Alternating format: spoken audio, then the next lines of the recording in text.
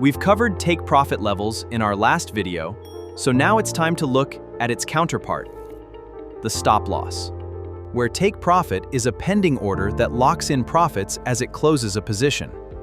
Stop loss is a predefined level on the. In other words, it is intended to minimize loss on a position. Stop loss is abbreviated like so, SL. For example, a trader enters a buy-long position, expecting prices to rally higher. He knows that the market is unpredictable, however, and it may go in the opposite direction than his expectation. So he calculates the risk before entering the market and places a stop-loss order just in case the market moves in the opposite direction. If the bid price hits the predefined stop-loss price, the position is closed and a minimum loss is ensured.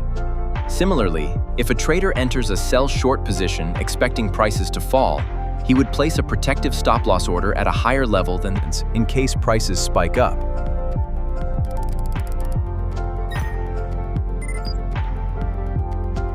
If the ask price hits the predefined stop-loss price, the position is closed and minimum loss is ensured.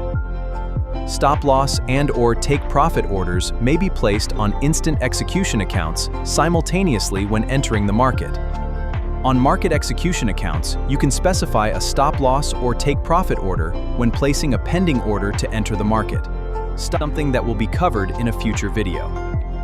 Until then, trade wisely. Trade wisely.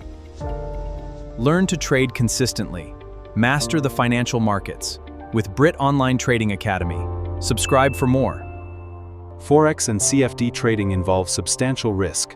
It may not be suitable for every investor. Never trade with money you cannot afford to lose.